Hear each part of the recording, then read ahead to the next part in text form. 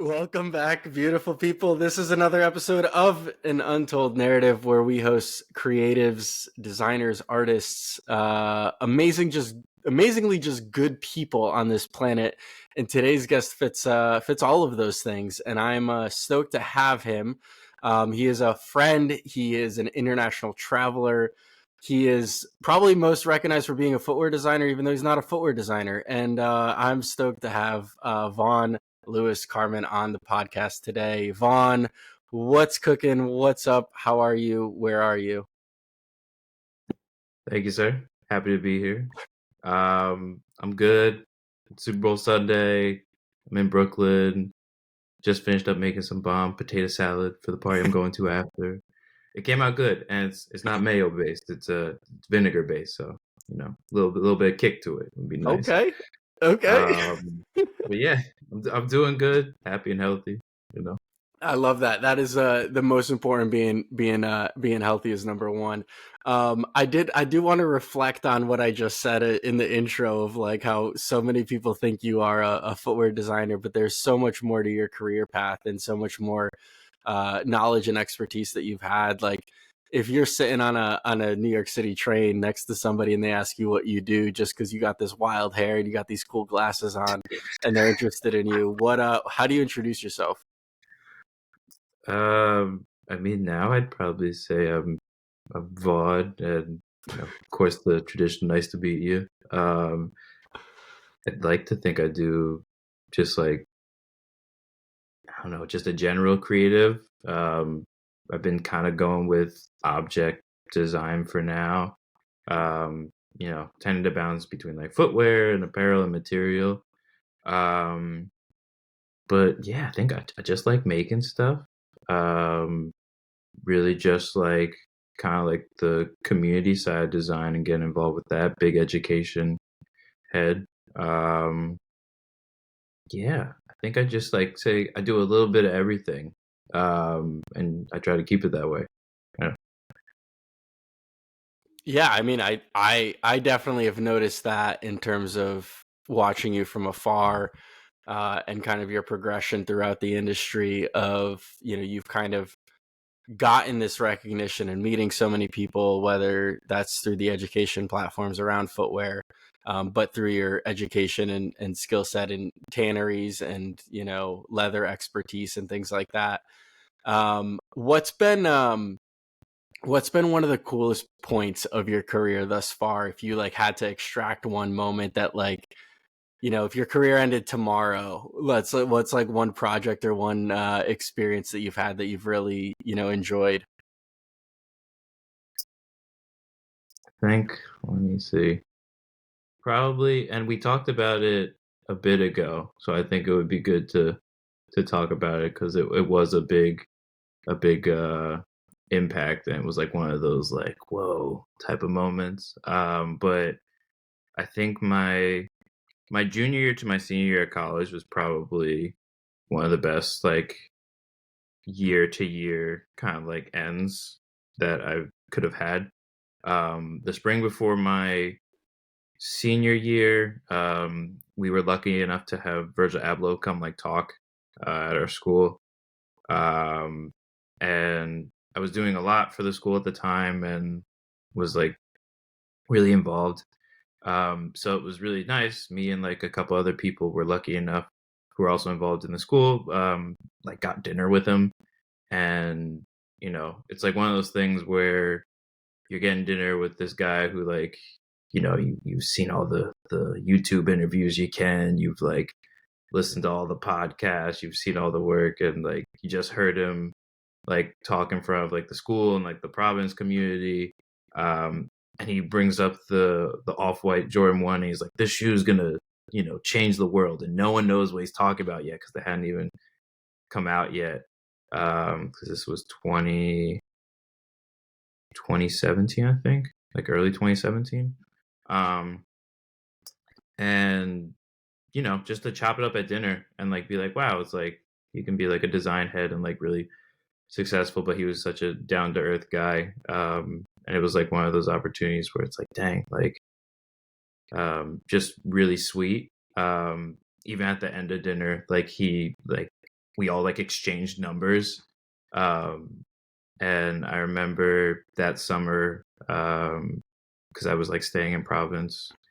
I remember I was talking to him about the Shoe Dog book, and he's like, "Oh yeah, I haven't read the book yet, but like I definitely have to get to it. I've just been busy." But the fact that he would even take the time out Mm. um, to like even talk to me, um, just being a kid who just wanted to get further into design, I thought was like really kind and special.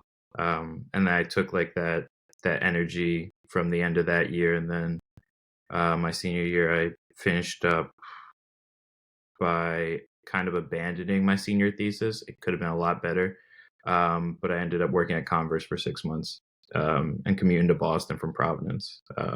So yeah, I think those were like kind of like the two big impacts that got me Vaughn, going into the industry.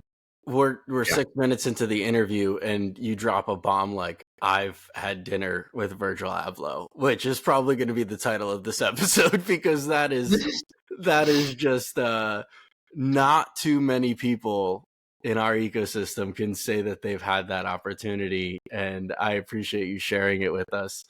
I think that would be everybody's like number one coolest moments. I want to like dig a little deeper because I know everyone's going to be Sure. really curious listening to this, but like was there like outside of obviously taking the time and talking to you and you like, talking about Shoe Dog and stuff like that, was there a moment in the dinner where either he said something or somebody asked him a question that like, really stuck with you, or was it just the fact that he was just such a normal person around all the students that were invited to the dinner? Yeah, I think it was just more that he was just a normal dude that made it so special. Like it was me and two other students, and then it was like the university president, I think like a bunch of board of trustees members. It was kind of a stiff dinner. Um, but yeah, I think like we're in a day and age where like designers are like rock stars in terms of like as their popularity grows, they're like put on these like huge pedestals, and like he really reached the pinnacle of what that can look like. Um, but for him to just like just be like a normal guy and talk to just like us, like just it wasn't weird. It wasn't like he was trying to like do too much, and like I feel like it was really nice and like refreshing to be like, dang, like you can like make really dope stuff and just like you know, I mean, the amount of times he's probably had dinners or people come up to him or ask him questions or like want to pitch him something, and um, it was really nice. He like let us just be ourselves, and I think he was also his most genuine self with us. Um, and I think that's like all you can ask for when you're in that kind of position and like talking to someone who you like really admire. Um, I think that was like really special. Yeah, and Um, and I know this just because we've spoken about it a little bit, but to me, mhm. like you got yourself in that position through, community service around the school, and that's how you kind of put yourself in that place. And I also think there's a through line because even in your career, you've been able to put yourself in those situations with other like, top tier designers, whether that's through Echo Hot Shop over the years and things like that. So I'd love for you to talk about, if anybody's listening and they want to surround themselves with the best out there, which most people do, because then you obviously elevate yourself and your creativity from being around those people. Hmm. As somebody who has had opportunities to surround themselves with, a lot of people, a lot of creatives that others admire, what's been something that you've been able to do to kind of separate yourself and be able to get into those positions? Yeah. I would say there's two parts to this. One, I'm gonna talk about you a bit because I think what you do is a huge part of it. Yeah. Yeah, I know. I get to brag about you now, and you can't do anything about it. Um, and then I'll get into the second half. But the first half I want to get into is like you're absolutely right. Community is key, and it's like a lot of um, just care involved. It's a lot of like doing things where it's like extra work, whether it's design work or whether it's like something totally unrelated. I remember when we were talking like probably like a month ago now, or like a couple weeks or whatever. Um, I was like then looking at like your YouTube page, and I saw like what you did around like the holidays with like running like you ran like 12 miles a day Mm-hmm. to like raise money, and then you got all those toys for those kids. Like no one asked you to do that. You like take that upon yourself, and you did that. And like the documentation of it, and like seeing like there were days where you didn't want to run. There were days where it was like cold and wet. There were days where it was like like it was like 50 degrees, and then the next day it'd be like snowing. And I was like, okay, that's nuts weather, and I'm not one to run in the snow because I would most likely fall. But it's one of those things where you gotta like kind of put up or shut up and put the work in. Um, and community doesn't lie when it comes to that type of stuff. It's very much like you gotta show up, and if you're not there, you're not there. Now, I myself, I think the past like couple of years, especially, I'm being hypercritical. I've been out of the community side of things more than I would have liked to be. I want to get more involved in like being supportive for design education and support for like the industry, but I feel like just the last couple of years, I kind of hit a weird gap of not knowing how. I'm starting to like come back with like some new ideas, of course, but like you gotta be doing something, and that's no excuse. I think for the last couple of years of like me like kind of like sitting around, whether I was here, whether I was in the Netherlands working out there, doesn't matter. There's always something you can do. So I think that's part of it. I think the other part is just doing the things that people don't want to do, doing the work that people want to avoid, stuff that people don't want to be a part of, but the stuff that needs to get done.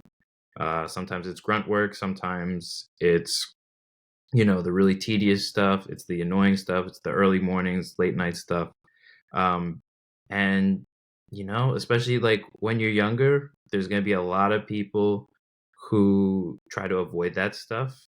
And I think like for me, like again, trying to be more critical of myself, I could be doing a better job of doing more than that, but I've always at least tried to see like what that type of work is, and that's how I find myself standing out.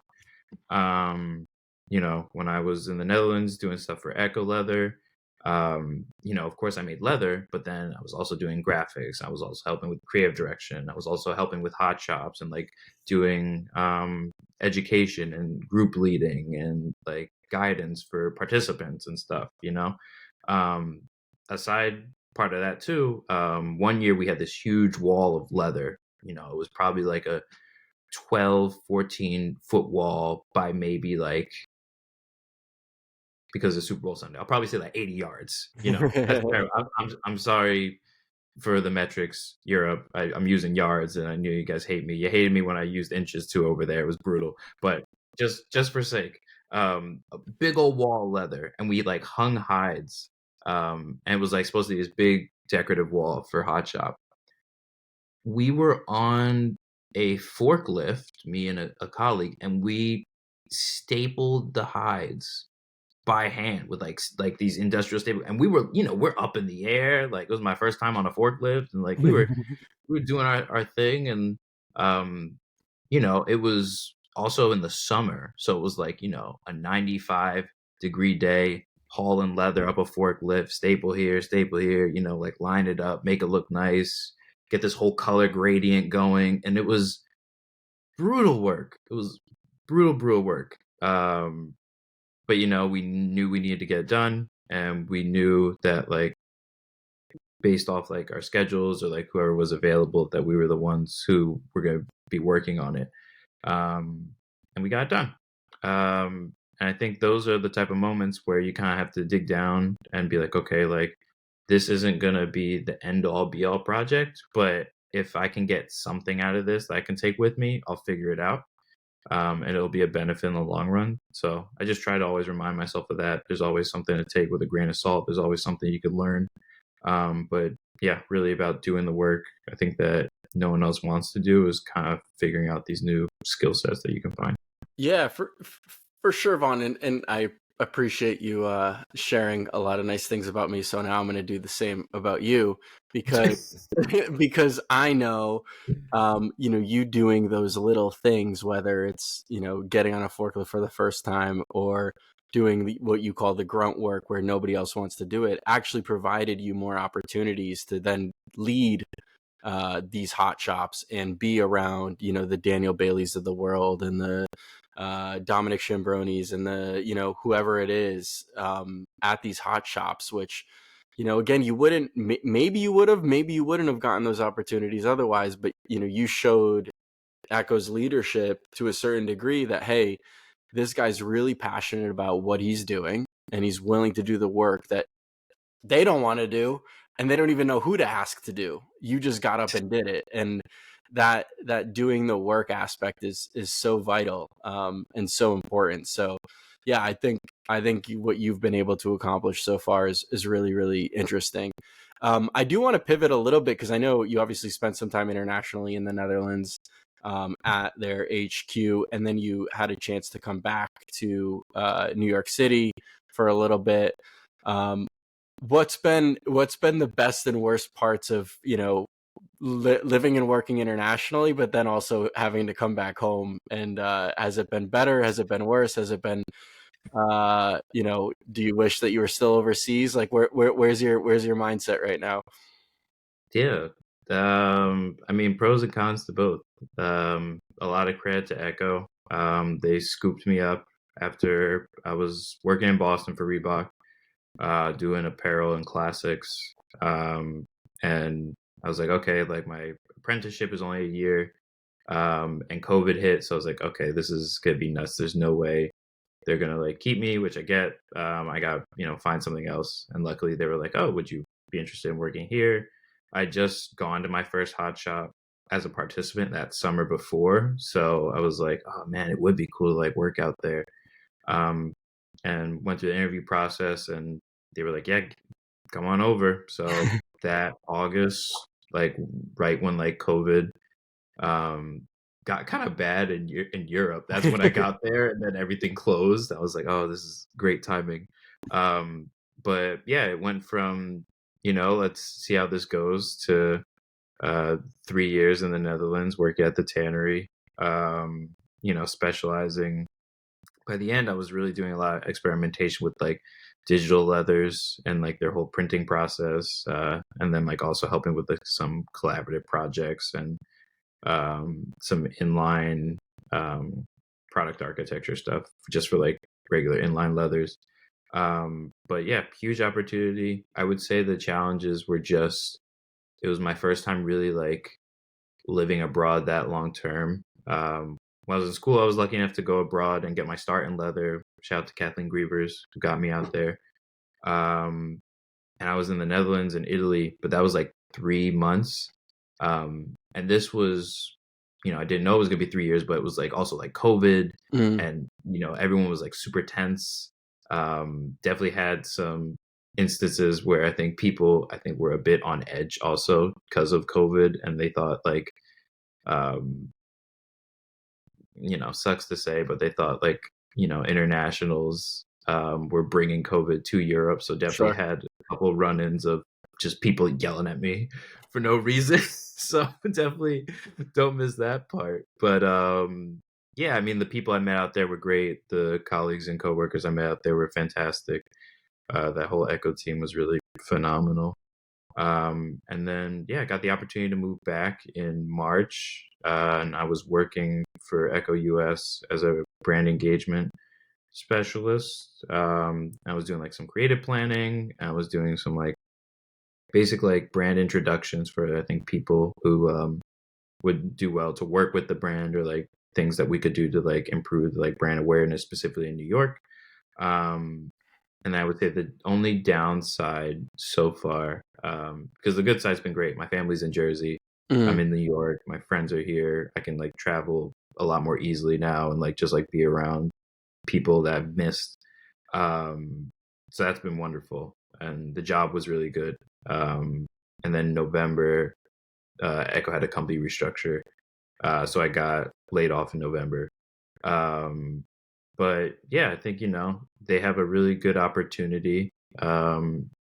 If they choose to take it, to really build out that studio space and do a lot of really good work um, out of that space. I mean, we had like a whole maker lab set up out there. And I think for like footwear in New York, there's like less and less brands in the city who have those capabilities. A lot of Mm, people have moved to LA now, or they're already based in Portland. Um, but yeah, I think like the only other thing was that I would say over the past like, like 3.5 years between living in Tilburg and like commuting to work in like South Holland and Dongen and then like coming back, I think I just like wasn't as aware of what I missed. You know, I'm like really, really close with my mom, my dad, my aunt, like my whole my mom's side of the family. So like I was missing, Christmas, I was missing like Thanksgiving, I was missing birthdays, anniversaries. I think that was starting to get to me. So when I came back, I think it ended up being a godsend that was able to just like move back pretty seamlessly. Um, and yeah, I wasn't really like hooping as much or like exercising as much as like I would have liked to anymore. Granted, I will say I did bike 21 miles a day because my commute to work was around 10 and a half miles each way. mm, So again, I exercised in, but yeah, I think I just wasn't as happy in terms of like the structure that I had in like my previous gigs, able to go hoop at a gym and like, go play pickup and then like go get food that you like and know and like, like cooking your own apartment or have people over and stuff, it was definitely a challenge.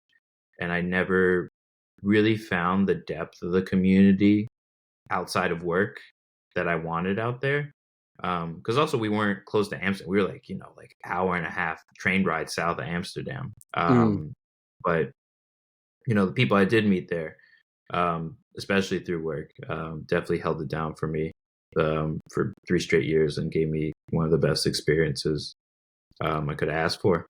You I only know this because right before we clicked recording, we were just talking, the regular, hey, how are you doing? And you start a conversation by saying you're good, and then you slowly start peeling away the onion a little bit. And I figured Yeah, it was a good opportunity to just, ask you again, like it sounds like it's been highs and lows over the past 3.5 years, as you say. You're finally back. You have the amazing, now you have your family community back, but you're maybe missing the creative side again, or, trying to battle with what's the athletic or movement side of my life and exercise and finding that balance again. And so now we're in February of 2024, and Vaughn, like, how are you doing right now? Is it high, low, medium? I don't fucking know. Is it like where do you stand today?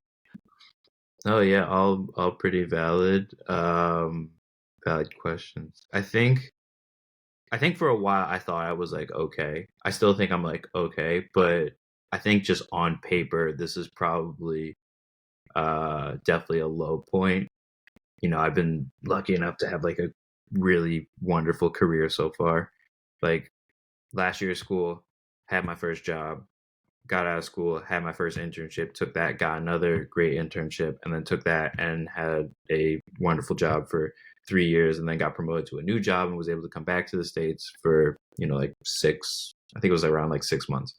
Um, Never really had a like big issue or anything in that time. And now I feel like it's just kind of like crumbled a bit. And it's like this challenge of like, okay, so like everything's like not as good anymore. And like, it doesn't matter. It's not like a hustle thing. It's not like a work based thing. It's not a skill thing. You just gotta like figure this out a bit and like, find those breaths and that clarity. Um, I think that's hard for me. I think I put off a lot personally for work sometimes. And I think that isn't the right way to go about things.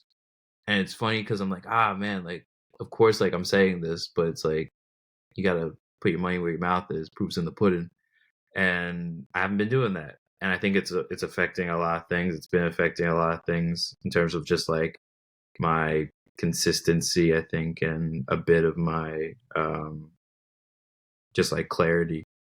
Um, but I think I had a couple good conversations lately. I think I had a couple good but like tough conversations lately that were like a pretty big like, okay, like you can like kind of like be down. Like no one's telling me, of course, like suck it up, get over it. No one's like that. Everyone's been super supportive, but they are being real in the sense of like, hey, so like you're being weird. Like I was telling you earlier, like this week I had a rough week. I felt like I got nothing right this week. Now the two options are, since it's Sunday, like am I going to go into the week, this fresh new week, and be like, okay, last week sucked. I'm gonna have another crap week. Or am I gonna be like, all right, last week sucked. Why did last week suck? Break it down, figure out what you can do differently, and like find that new um consistency and find that new kind of like path that I gotta take. I hate dwelling on stuff. It just gives me anxiety thinking about stuff that like I messed up or like didn't get to over and over. And I think the biggest thing right now is like I gotta kind of focus more on like getting stuff done and like finishing things. And being a bit more honest with myself, being a bit more honest with others. I think there's definitely a nervous energy with me from time to time over the last like couple months, and I haven't been like the normal Vaughn that everyone knows of, like, oh, all over the place, and like, oh, he's here now, oh, he's doing this, oh, what's he doing here? I didn't know he knew this, or like just these like random occurrences of like popping up places, which has always been fun. But I think I gotta be a bit more reserved, be like, hey, like just going through a little speed bump, figuring my stuff out. And I gotta be a bit more honest with myself and be like, hey, like you gotta tell people that you need a break, because that's the other thing. Like I keep telling people, oh yes, I'll do this, or oh I'll do this. Like you've been trying to get me to like talk to you for months, and this was like the second time where I was like, ah man, like I'm not sure if I could do this. And I was just having a weird morning, and you were like, ah well, we don't have to do this. So like, no, I want to. I don't know why I'm just so like frazzled all over the place. But I think it's important to one realize like if that's happened to you, how it's happening to me, why it's happening. But two, you kind of just gotta either find your space and be like, all right, let me regroup and I'll get back to you, or you can push through it and be like, you know what, nah, I'm gonna figure this out, and I think it's gonna be good. Um, and that's what I think is like really crucial, because like I'm also not a big talk to a person like having a bad day, or like this isn't going good for me right now. But it's important to have these conversations, especially in design, especially as designers, because I feel like there's not usually a lot of room or even time to Mm, have these conversations. mm. Uh, so again, appreciate you for even just like letting me talk to you about this stuff, because No, I wish more Vaughn, I often. think one, I appreciate you sharing so much, because it's, these real conversations are what separates, so many people at different levels in their career. And the transparency, matters to people, because they're probably feeling like, I just can't break through into the industry. Like, why? Is it just me? Like, is it my work? Is it like, whatever? But it's happening to everybody, regardless if you've had dinner with Virgil Abloh or not. And like that's just the reality, guys. And I think you being able to like sit down and recognize that is amazing. And the Yeah. the self-awareness piece that you talked about, I think is really, really critical, because there are plenty of people who have bad weeks, but they go with Mm, option number one, which you outlined, which it's going to result in another bad week, because they don't yeah. have that self-awareness to just even recognize, hey, I can reevaluate myself and establish what went wrong last week, and how do I move forward this upcoming week and change that. Maybe I need the weekend to myself. Maybe I need to go, enjoy a Super Bowl party. Maybe I need to go out with friends. That's fantastic. Okay, well, let's make sure that we start Monday or Tuesday off on a good week. Mhm. And I think you taking the time to recognize that is really, really important. And honestly, like, people think that there's like a framework of time that like they have to get back into a job, or they have to get back into finding the next thing, or they have to achieve X, Y, or Z in a certain number of years. But it's like the time scale is different for everybody. And like us judging Mhm. ourselves against anybody else in the industry or any Oh, other person God. out there, it's like that'll drive you It's nuts, man. brutal. Yeah. No, you're absolutely right. I mean, like, comparison will kill you. You know, you keep saying, like, how come I'm not doing that, or how come like that should have been me, or like, I wish I was doing it. It's like you can wish all you want, but like you're gonna burn yourself out without even doing anything if you just keep talking yourself up to like other people and what they're doing. You just gotta try. You know, you just gotta do it. And I think that's why the community side, and this is gonna be a silly analogy, but like if you're working hard and you're working for your community, no matter what community it is, it doesn't even have to be design, of course, but like if you got the stuff that you love, the stuff that you're working on, and the stuff that you do for your community, you're damn well gonna be too tired to do anything else. So you ain't even gonna have time to think about what other people are doing because you're gonna be focused on your goals and what you want to accomplish. And then the only thing you will have time for is like when you do see it, be like, oh man, that was great work that so and so did. All right, now I gotta get back to my thing. You just appreciate, you recognize, and you move on. Mhm. You give people their credit, you give people their due, and like give them their props as they deserve. And you'd be like, oh man, like that was a great project. That's got me thinking about these things. I gotta work on this. It's really a mix of like you gotta keep going. But yeah, there's too many talented people out here, David. There's too many talented people to be like stressed on like, oh, like what's this one person doing, or like, oh, I should be doing something like this. Like you just gotta, I mean, that's the risk of it. You just gotta try. You gotta put the effort in, and you gotta have the care. Um, You're you're at a point now where it sounds like you've had a lot of time to think and reflect and evaluate and really spend a lot of time within your own noggin a little bit. And I'm curious, Vaughn, as to like, what do you think is next? Obviously, like, you want to apply yourself and pursue a passion as to something that you're really, um, you know, really interested in, but also like can just support you in general. And for me, like, one of the things throughout this conversation that I've picked up on was, you've mentioned the word community at least 5 or 6 times in the 30 mm, minutes we've been talking. And so I'm really curious of like what's next for you, and like, is it around community, or is it just something that you're going to be doing at an incremental level to hopefully bring opportunities in the door? And then, yeah, like, how are you thinking about what's next? Or is it just like, are you not thinking about it and you're just kind of going with the wind? yeah, I mean, I think it's a little bit of both. Definitely thinking about what I'd like to do um, is be of assistance. I think in terms of like the design industry and like helping like up and coming designers, or just like anyone really, if they have like an interest in it.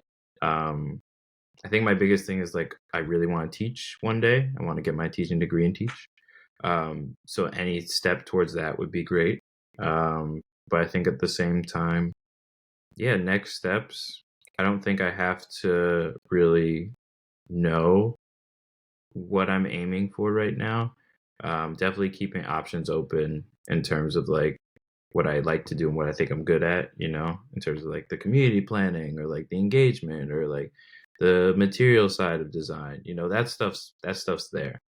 Um, I think what's next for me is kind of just like while still looking for those types of things, I think I'm just gonna really like take my time to like it's gonna sound stupid, but like talk to people again, like really just like have conversations that maybe aren't about work, or aren't about design, or aren't about shoes. I feel like it's super easy to fall into like these like parallels where like the only time, for example, only time I talk to you is about footwear, and that shouldn't be the case. You Mm. know, you do so much more than just footwear, and you're such a good person. You know, like it shouldn't be that like the only time I talk to my friends or like the colleagues or whoever that I've met in this wildly small but large industry, it shouldn't always just be about shoes. It shouldn't always just be about business. And I get that people maybe they have their boundaries and they only want to talk about that stuff, but like,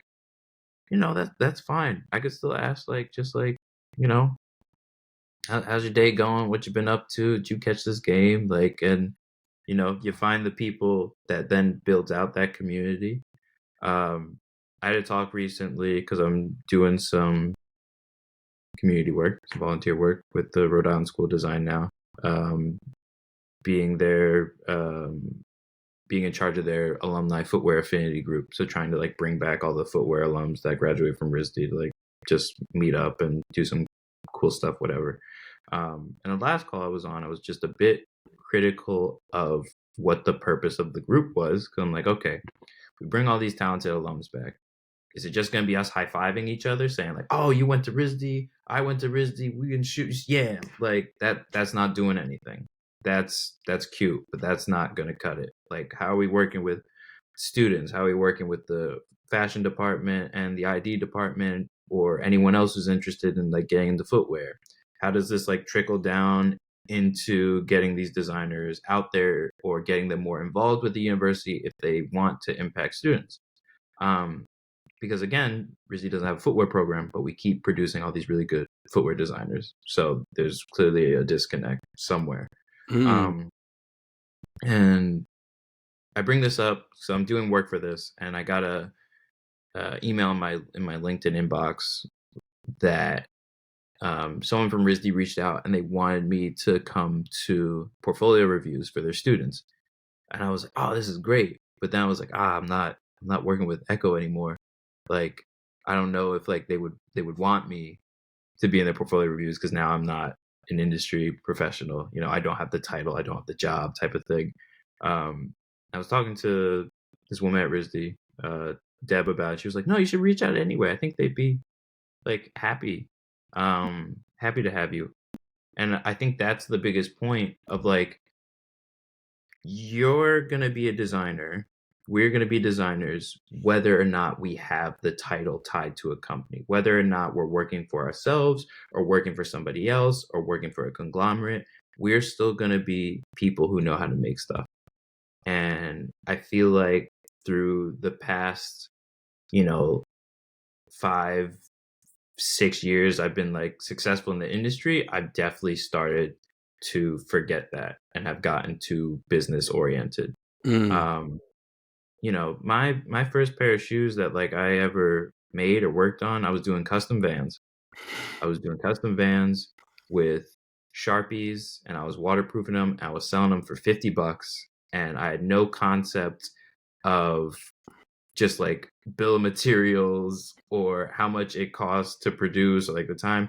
I just loved drawing on shoes, just loved it. And my friends would buy them and my family would buy them, and the money would just go back into the business. What was the business? Drawing on more shoes, having fun. And I feel like I miss that. I feel like I've been missing that for a while now. So like I think that's yeah, I think the new key of what's next. But it's also just something that's really important to remember that like we're more than just designers. Yes, it is our job. Yes, we are talented individuals and we like to do good work. But it's also important to remember that you probably got into this industry because you liked it in Mm. some way. And just because you like what you do shouldn't take away from your job or like your family, your friends, or like the time you spend with others. Like there's definitely a way to enjoy the industry, enjoy the job without being like this like zombie in it. Mm. um, so I'm looking forward to like in this like new this next chapter, this new era, whatever you want to call it.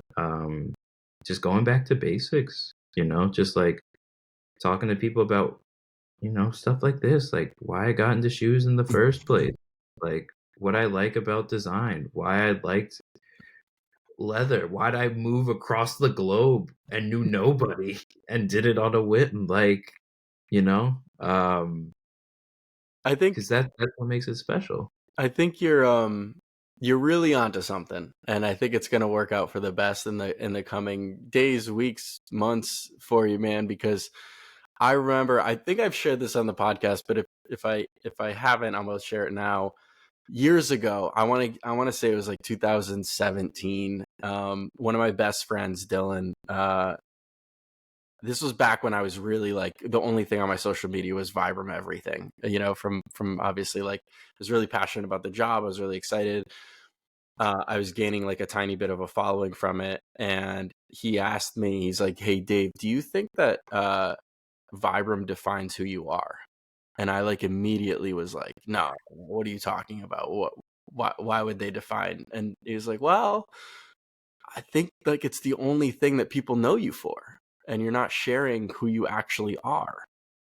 And after months of reflecting on that, like real conversation, I actually like there's a pivot point in my Instagram even of like me sharing more than just my job. And it's a real conversation people need to have, exactly as you outlined it, is like your job title, your employer, what you do on a day-to-day basis does not and probably should not define who you are, because you are Yeah. so much more than that. And there Mhm. are plenty of ways for you to showcase that if you want to, or you don't. Who cares? But Also a great letting option, it define who you are is a really scary place. And I think it's amazing for you to even outline that and understand that moving forward, and finding something that's going to be more than just the job title moving forward. So I think that's super exciting, and I'm stoked for what's next for you. As we wrap up, I wanted to ask you, um, for anybody listening, what's one thing that comes to mind if you could give anybody one piece of advice, like whether they're creative, whether they're designer, whether they're, just looking for something new and they're listening to this conversation, us ramble for 45 minutes. What's one piece of advice that's like really helped you out over your career? And let us know. I'm really curious as to what that could be. Yeah. Let me. So I got two. One just came to mind, because I think there's like just a level of honesty to it, and like being able to stand up for yourself a bit. Um, and it's not mine. It's from the homie Anduscus.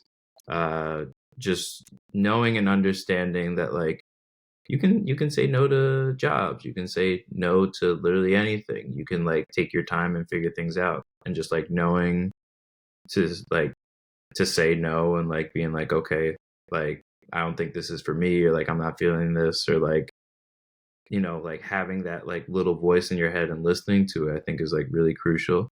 Um, and that's something that I think, I don't know. Anne's also just like a big sister, not only to me, but also I feel like to like anyone who is graced by this ridiculously talented woman. Um, so she's taught me so much. Um, so I think that's also something. Even when we get off this call, I'm like, okay, I gotta follow up more on that, and like take my own advice. But the second thing is definitely keep your ears open and listen, and don't be afraid to do the work that no one else is doing. Don't be afraid to teach yourself new things. I will say that when I was in school, I was terrible at Illustrator. I didn't have any 3D experience, and my hand drawing skills were probably still whack compared to any of these like amazingly talented young designers coming out of any university, or just like self-taught whatever.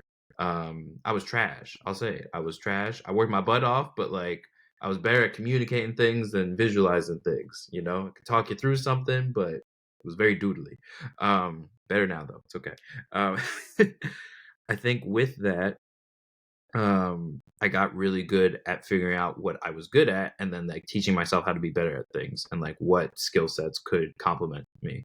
Um, so like when I was abroad, I just wanted to get into 3D. I was like teaching myself Blender, and then by the end of I think like 6 months, I did the whole donut tutorial thing that's on YouTube. That was like a big accomplishment. But then I was also doing like animation stuff for Echo, which was I thought really fun and unexpected. I was teaching myself animation, doing these little GIFs and like making all this stuff in 3D.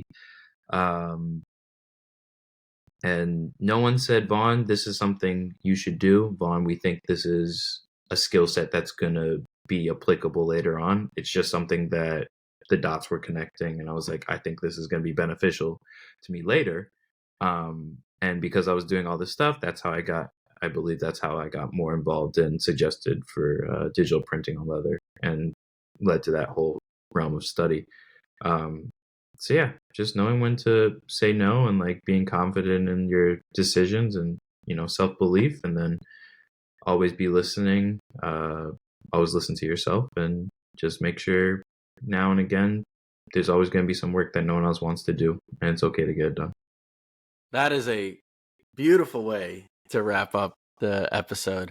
Vaughn, it has been tremendous to talk to you again. I'm so excited for what's next for you, and whoever is or becomes part of your life on the employment side is definitely going to get a hidden gem in the industry. So or in a different industry, wherever you end up. So I'm stoked for you, dude. And thanks for taking the time to talk, share stories, share transparently where you are today, and some insights into what's next. So I know you. I think you're still on your social media break, so I would plug your socials right now, or No, have you. I'm back. I'm on it. I'm Oh, on it. okay. All right, let's go. I did it for you. No, I'm playing, but I am back on it. So Where can people find you? um, I'm on Instagram. It's just like my first name underscore my last name, Vaughan underscore Carman. What do you call it? And my email address, it's the same thing. It's just vaughn.carman@gmail. I will say, I wish people reached out more via email to me than Instagram, because I just feel like it's a bit more professional if you have like questions or if you want to talk about stuff. Like, I don't know, Instagram, I'm a very silly person, so it's like I'm posting shoes, I'm posting when I'm eating some wings for the Super Bowl. I'm posting like hoop clips, or like if I'm at like a nice, like spot grabbing a brew in the summertime. I don't know. But yeah, those are my main socials. And yeah, I think the next couple months too, I'll post some fun stuff. I have like these old sketchbooks from the last 3 years that my buddy saw, and he was like, "You need to like document this stuff." I was like, "Oh yeah, I probably should share this." Anything from like footwear sketches to hot shop plans, animations, typefaces, leather concepts. Got a lot of random stuff. But yeah, that's where you can find me. Dude, Um, I'm jazzed up to see that stuff. So I can't wait to over the next couple weeks and months for you to share it. right, Well, right. thanks, brother. I appreciate you joining and hopping on the call again. No, absolutely. Thank you. David FILAR, everybody.